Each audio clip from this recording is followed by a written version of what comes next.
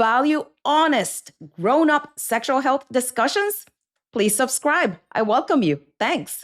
Let's get into this. Let me be very clear. This is not an attack on anyone's beliefs. If you believe that sex is only for procreation, that sex should stop after having children, that marriage is for companionship, but not for erotic partnership, that is your right, and I have nothing to say about that.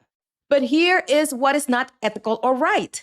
Entering a sexually active marriage, enjoying sex while trying to conceive, using sex during fertility windows, and then, once the pregnancy test is positive, declaring sex is over without prior agreement, without the renegotiation of the relationship contract, and without the consent from the other partner. That is a dictatorship.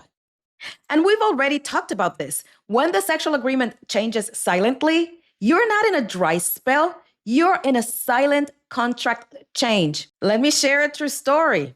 A man confessed to me the following. He and his wife already had 5 children, 5. He confessed that he did not want so many babies, but he agreed to continue having more babies, not because he wanted more children, but because the only time his wife was sexual and intimate was when they were trying to conceive. When they were trying, she was warm. She was engaged. She was intimate. The moment the pregnancy test came back positive, sex was officially over. Until she wanted another child. Isn't that crazy? I asked him why he would agree to having yet another child, and he said it was the only opportunity he had to having sex with his wife when she wanted to get pregnant. And he was unhappy about the whole situation, but he felt trapped. For the women listening or for the men, that is not a fertility strategy. That is sexual rationing. This is the damage that it creates. It creates psychological damage. Men often feel tricked, trapped, deceived, baited, and they thought they were entering a sexual partnership, but instead they feel like they entered a reproductive contract.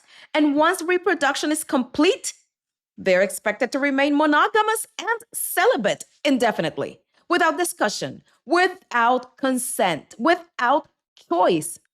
Let's call this what it is. That feels like bait and switch, and men feel used and trapped. And again, let me be clear.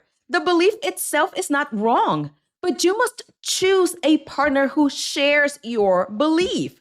You do not drag someone with a different expectation into it and then change the terms after the vows.